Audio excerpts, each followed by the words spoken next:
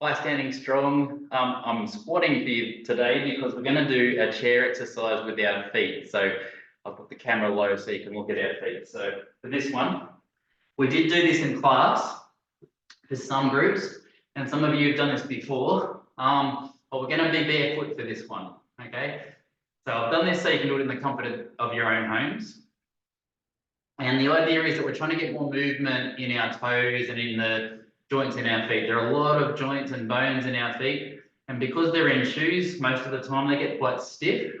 And if they get stiff, we don't have as much shock absorption, we don't have as much balance, and we can get pain.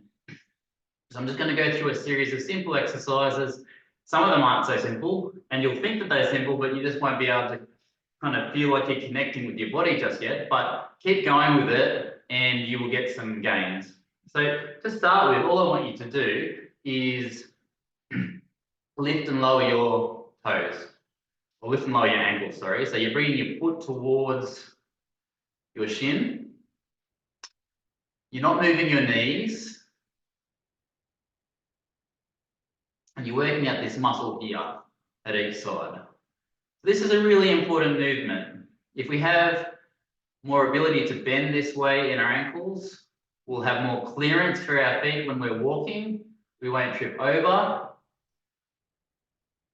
We'll have more range. You'll tend to experience less cramps in your calf muscles if you have more movement here. Okay, the next thing is just bring one foot out. Okay, and just a nice, I'm just going to come back a bit. Just a nice rolling of your foot. So imagine that your big toe is a pen and you're drawing a nice circle, and just try and get a nice circle all the way around. Excellent. And now go the other way around. So again, just really simple movements around your ankle and your heel. Just notice if there's any restrictions, if there's any pain, and we'll move on to the other side. Some people have a lot of movement in their ankle and they need a bit more stability so that you don't sprain it. That's me. Some people need more mobility in their ankle because they're quite stiff, so that might be you. But we're all a bit different, and other way around. So just get to know your body, how it all works. Good. Okay, we're going to go up and down. So keeping your feet, your toes on the ground, you're bending back from these joints across here. Your knees aren't coming in or out, you're just working on these calf muscles here, getting a little bit of a pump going. You can do what you want. I'm just leaning forward so you can see me. You can do what you want in terms of posture. The main thing is that you're getting some good movement going. Okay, now this next one is a little bit trickier. You've got to keep your knees facing forward and still, and you're going to roll outwards onto the outside part of your foot. Now, most people kind of go like this and they bring the whole leg out. What I want you to do is keep this nice and still and just move your ankles. Now, what I want you to notice is one side moving more than the other, for instance. That might be the case. But try and just get a little bit more movement there. Okay, and now the other way around. So put your hands between your knees so that your knees can't come in, and just roll onto the inside. So have your feet kind of below your knees, and you should feel it in this side of the muscle here.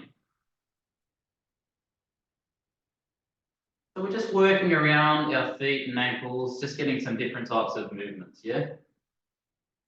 And then we're going to get into some tougher stuff.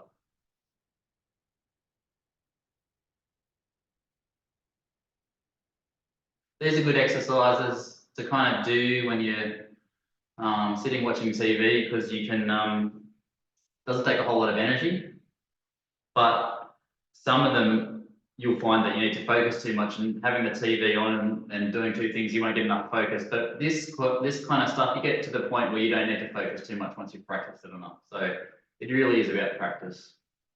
Okay, next step. I want you to lift all your toes, including your big toe, off the ground, but I don't want to lift the ball of your foot off the ground. So don't be lifting up like that. Just your toes and really stretch them up.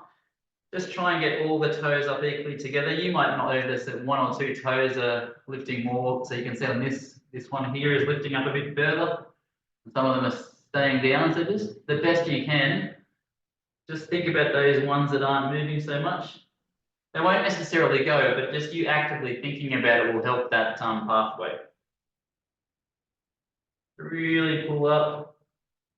And there's a lot that people say about scrunching your toes like that, but the more important movement in my mind is this movement up, because we get stiffer this way. A lot of people do all this kind of movement, but this is the one we need more of in general, especially when it comes to walking.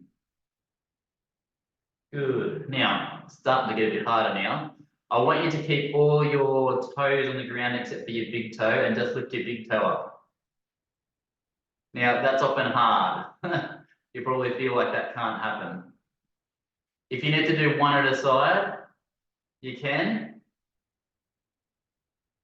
If you need to hold your toes down and just lift your big toe up, you can. If you're feeling good with this, you can kind of do alternating.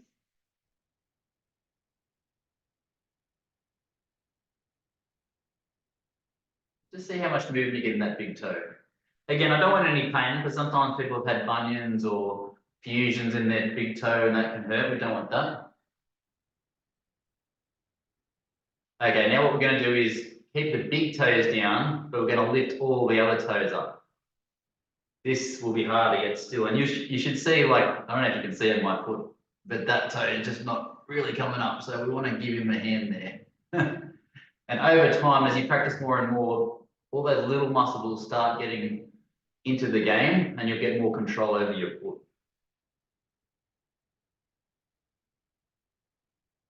This is really, really important for balance. We have good research studies showing that foot exercises really contribute to improved balance and therefore falls reduction. That's a good thing. So it's a funny thing to be doing. You probably haven't considered doing this unless you've been to an exercise class which does this sort of stuff, but it is important. Okay, the next thing is we're going to spread our toes out almost like a gecko. So just try and get a little bit of stretch. So as much space in your toes as possible. So I'm just doing that.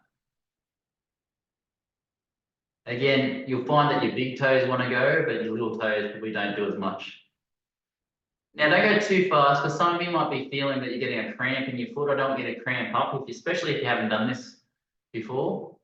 A lot of those little muscles don't really know what's going on, and they just need to get working. Okay. Now, this next part isn't for everyone. If you have flexibility problems or hip problems, or you just can't reach your feet, you might not be able to do this, but if you can, this can actually get more movement in your toes. So what I want you to do is bring your foot across your knee, and what I'm going to do is link my fingers in between the toes, like so. So if that was my foot, I'm just trying to link them in there, like that. And just the act of putting my fingers in there, even if you can only get the fingertips in, or only a couple of fingers in on the big toes, that's fine. And just try and work that foot around in circles. Okay.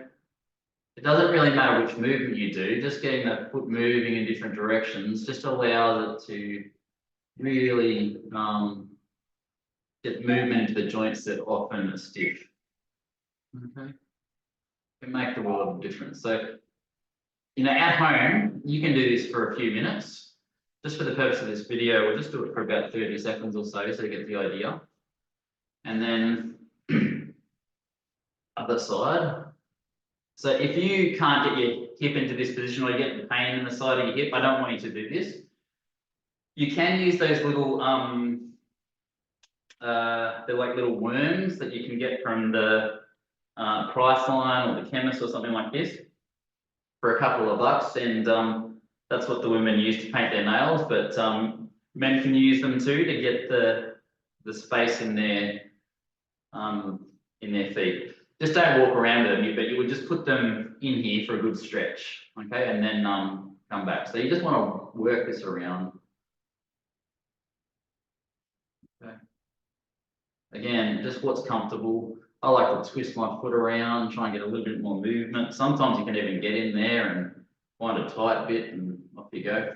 All right, now come back to this, spread your feet again, and you should find after you've done this enough times that you've got a little bit more space there. A little bit more space there.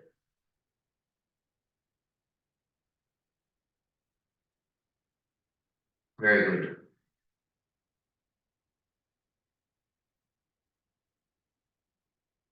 All right, and just before we go, keep your big toe up and wave goodbye with all the other toes. So keep your big toe up like you're giving a thumbs up or a big toe up, and then wave all the other toes.